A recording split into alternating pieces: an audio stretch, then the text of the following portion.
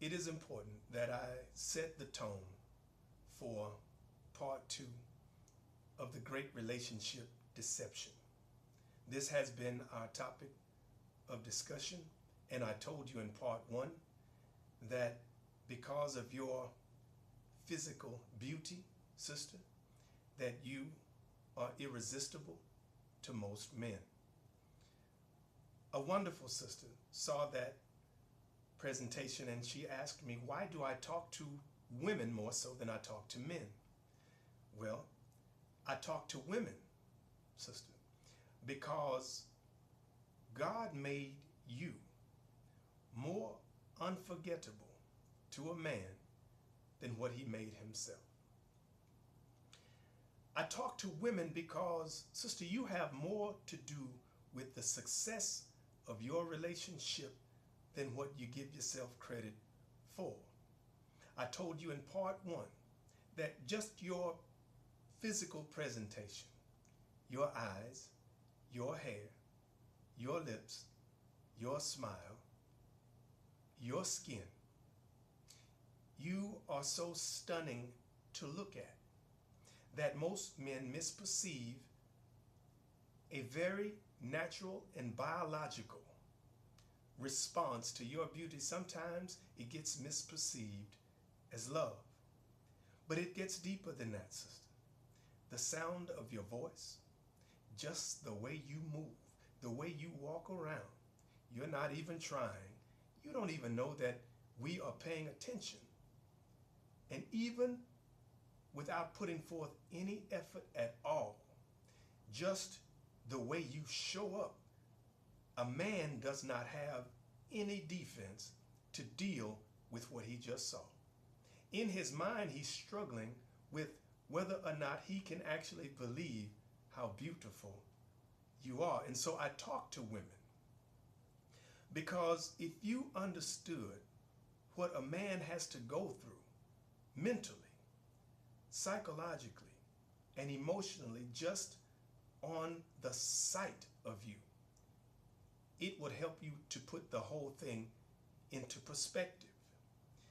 You have to remember the song Unforgettable, when Nat King Cole said, the thought of you does things to me. Sister, when I say that God made you more irresistible to men than he made himself, I mean that, and I prove it when I talk to you about Adam and Eve.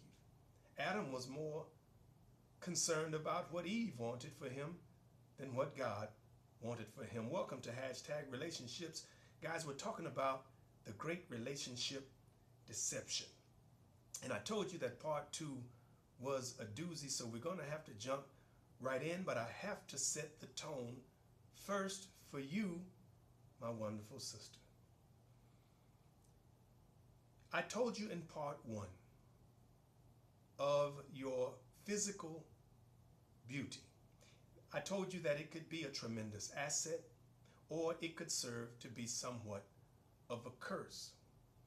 A man can't believe his own eyes when he sees just how beautiful you are. And I know you're saying it's just lust. No, no, no. It's not always lust, sister, just like it's not always love. But men can't differentiate between the two until we reach a certain spiritual and emotional maturity.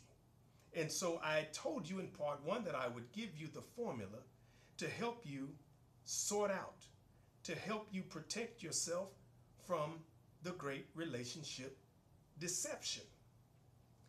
I want you to practice turning down the volume on your feelings. Turn the volume all the way down to 1. Turn it down from 10 to 1. I say this because the formula for a healthy relationship, the formula for finding out if he's the right man for you, sister, is function over feeling. It is a mathematical equation, and it is based upon the properties of division, whereby the top number, the numerator, is your actions, how you are functioning, what you actually do. And the denominator, the bottom number, or sometimes referred to as the divisor, that is your feelings, how you feel. And so we want to turn down the bottom number, turn it down to 1. Turn it down to 1 so that if you are functioning at 100%, you will always function close to 100% until the volume goes up on your feelings, and then you get to breaking down that 100% functionality. If your feelings go up to 2, for example, now you're functioning at 50% because you have to divide the bottom number into the top number. If those feelings go up to 3, then you have to divide that top number of 100% down to 33 and a third percent. If the bottom number goes up to 4, we're at 25% function. When you go up to 5, you're at 20% function. And if you turn the volume of your feelings, your emotional self, all the way up to 10, sister, now you're at 10% functionality, and this is not good. That's dysfunctional. You turn your feelings down because when your feelings are turned up, it clouds or skews the perception of your reality. So I tell you, sister, to get out of your feelings.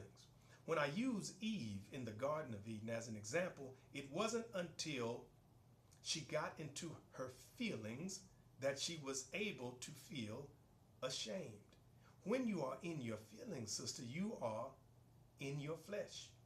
And if you're looking for this God-fearing man, as you say, then you have to get out of the flesh just as he has to remain outside of the flesh. But the issue is, this God-fearing man, he has one of 2 options. He sees you. You are irresistible to him. His question for you is, what do you want? And what does he have to do in order to be with you? If it means he has to put down his breastplate of righteousness, if it means he has to turn his back on God just to be with you, then so be it. Just like Adam did in the garden. He was more willing to forget about what God had told him and to concentrate on what Eve was telling him. But if the right man shows up, sister, and he sees that you want something that might pose a threat to his commitment to the God that he serves, then he's going to have to let you walk on by, my dear sister. So when you say I can't find, or there are no God-fearing men out there, well, now it all depends on what you want. It all depends on what you want of him. What do you want him to do? Are you a distraction to him? Or are you going to remind him of his prior commitment to the God that he serves? Now let's get into this a little deeper. A man who is truly after God's own heart, he's more concerned with falling out of the good graces of God. I don't want to turn this into a religious conversation. What I'm trying to share with you is that it is in a man's nature to not to be able to resist you. In all of your physical glory, most men might think that they have fallen in love with you when it's not love. It's not lust either, sister. It is a mechanism that we can't turn off, that we can't necessarily turn down. We can only control our actions and our behavior despite how we feel. So we have to turn the volume down on our feelings as men in order to think straight when it comes to getting next to you. When a man sees a woman and she is this vision or image of heaven on earth, that's what he's looking for. He's looking to look beyond how pretty your eyes are, and when he looks into your eyes, he wants to see heaven. Remember, he's a God-fearing man. That's what he's looking for. Heaven, thy will be done on earth as it is in heaven. He's looking for his slice of heaven right here on earth, sister. And since you have very little control over how you feel, and if by now you haven't learned that your feelings will deceive you, I say to you, you have to turn down the volume on your feelings. Remember, it's function over feeling. I want you to focus on how not only you function, but how your relationship functions, or how you function within that relationship. So what are you doing, and is it working?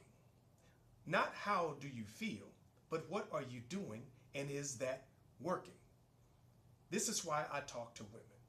This is why I talk to women, because if you knew the effect that you had on men, then you would have to be more concerned with how you act and what you do, how you behave, because this is what's going to separate you from the many, many, limitless number of beautiful women that men have to sort through to determine if what he feels is a natural physiological response to your beauty and to your attractiveness, or is it in fact a voice from God saying, this is who I've chosen for you. Guys, I'm only here to help. I want for you what I want for myself. I want you guys to be happy. I want you to be healthy. I want you to live a life of longevity and want fulfillment. But above all these things combined, I wish upon you many, many blessings. We're going to get into this a little more deeper. I've just about run out of time, so I'm going to let you think on those things. I am looking forward to your response. And as always, my name is Jay Jackson.